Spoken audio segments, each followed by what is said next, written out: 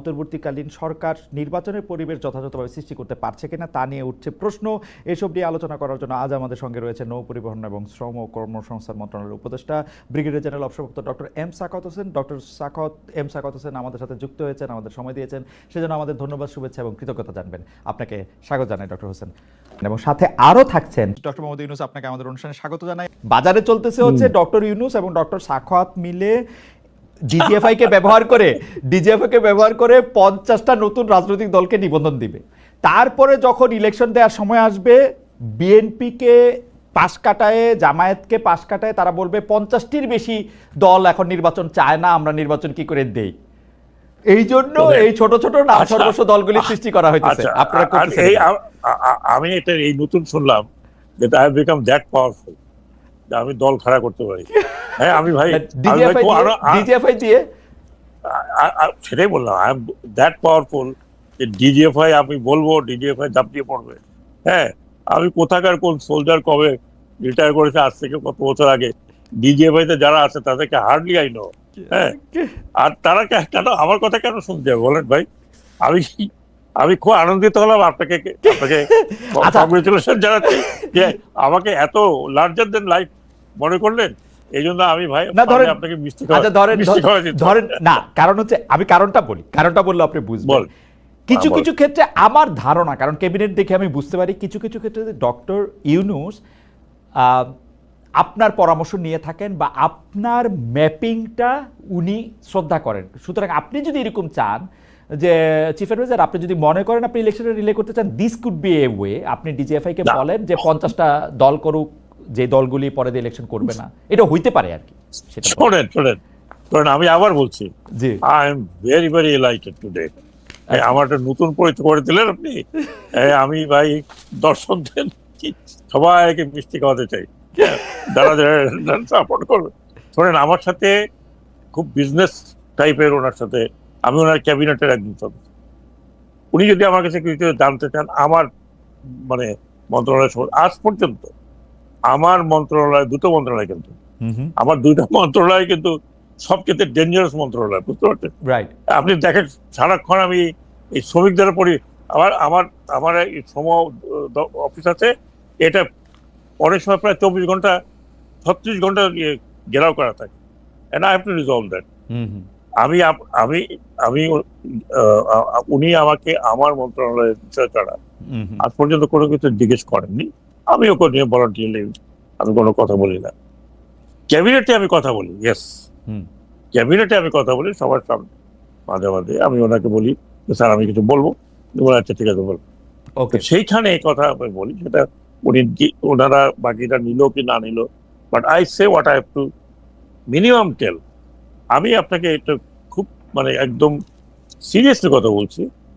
আমাকে যদি উনি জিজ্ঞেস করেন তাহলে আমি কথা বলি, তার আগে আমি একটু আগ বাড়ায় কোনো কথা বলি। আই ডোন্ট গিভ, আরে ভাই আমার বুদ্ধি কতটুকু আছে যে আমি আপনাদের বুদ্ধি বিতরণ করবো না, তা না, কারণ হচ্ছে আচ্ছা সেটি আমার অন্য কথা।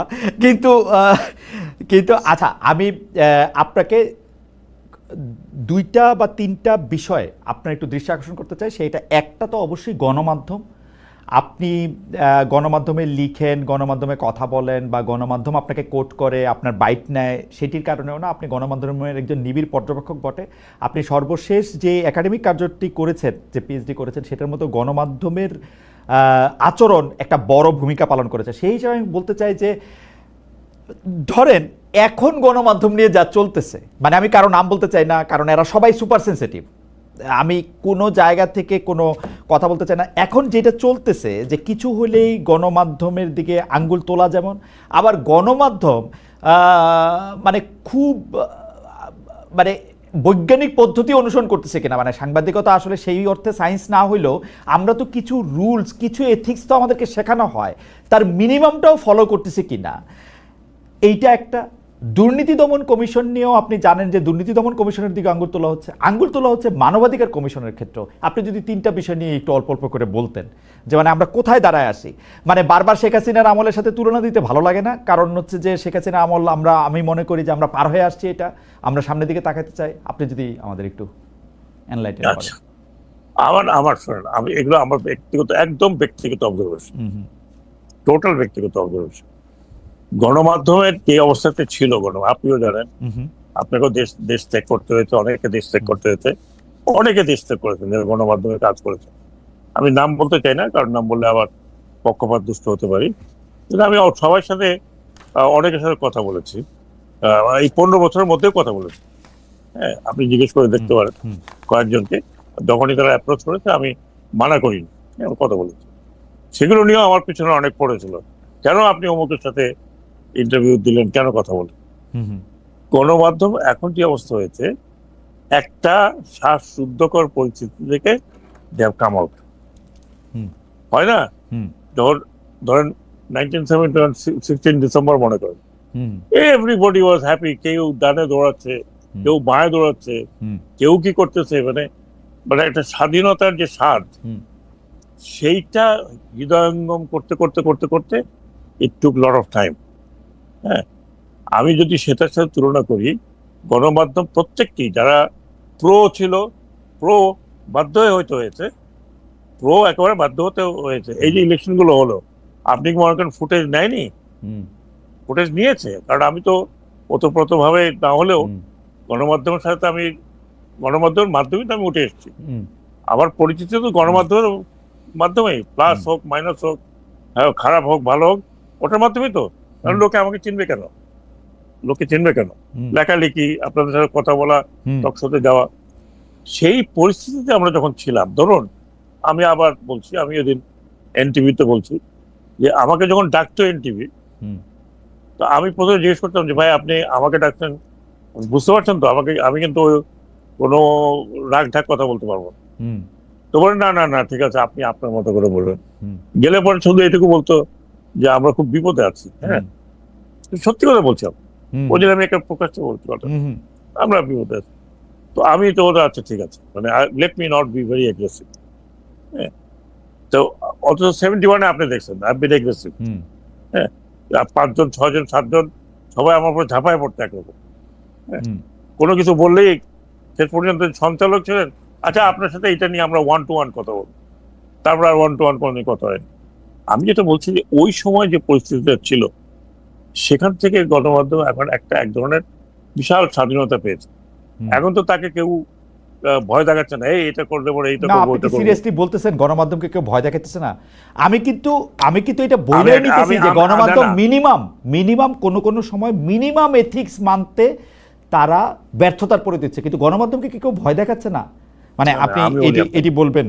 না না না না, আমি একটা বলি, আই হ্যাভ নো আইডিয়া। অ্যাপিয়ারেন্টলি আমি এখন দেখছি আপনি ইউটিউব, তারপরে ফেসবুক, তারপরে মানে বক্তব্য এগুলো ছাপা হচ্ছে বিভিন্ন পত্রিকা তো আপনি খালি 4-5টা বড় পত্রিকা দেখলে হবে না, আপনি কত যে পত্রিকা বাংলাদেশে, মানে আপনি উঠে গিয়ে কালকে দেখবেন যে ওই অমুকে পদত্যাগ করিয়া বাড়ি চলিয়ে গেছে। হ্যাঁ, অথচ সে দিব্যি কাজ করতেছে। হ্যাঁ, আচ্ছা অমুককে ধরে নিয়ে গেছে। এই যে কথাগুলো বেরোয়, চরিত্র হননগুলো হচ্ছে, এটা নিয়ে কেউ কারোর পিছনে পড়েছে এ পর্যন্ত? না ডক্টর হোসেন, আমি একটা বলি, গণমাধ্যম কতটা স্বাধীন সেটা দেখার আমার একটা লিটমাস টেস্ট আছে। সেইটা হচ্ছে রাষ্ট্রীয় গণমাধ্যম বা সরকারি গণমাধ্যমগুলি আসলে কি করে, বিটিভি কি করে, রেডিও কি করে। আমি সত্যি রেডিওর খবর আর বিটিভির খবর শুনে দিন হয়রান হয়ে গেলাম। প্রধান উপদেষ্টার খবর আর প্রধান উপদেষ্টার মুখ্য সচিবটা কি, তাদের খবর ছাড়া কোনো খবর নাই।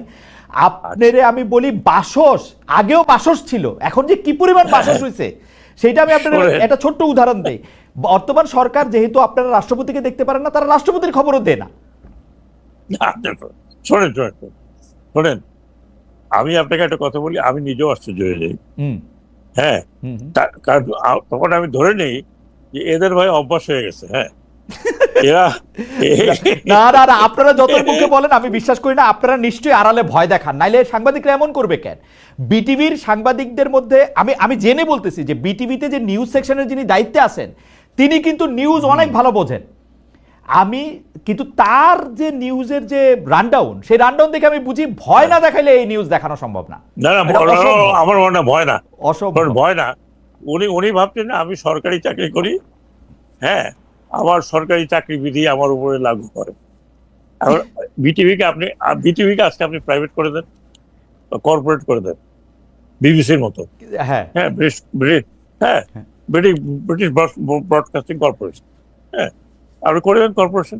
বিবিসি তো মাঝে মধ্যে বলে যে আমাদের এই বিষয়টা আমরা সরাসরি তা বলে কিন্তু বিবিসিটা হচ্ছে না পারতে বলে। আর এটা দুর্নীতি দমন কমিশনের ক্ষেত্রে আপনি দেখেন, দুর্নীতি দমন কমিশনের ক্ষেত্রে আঙ্গুল তোলা শুরু হয়েছিল প্রথমে এনসিপি নেতৃবৃন্দ এটা থেকে আঙ্গুল তুলতে শুরু করছে।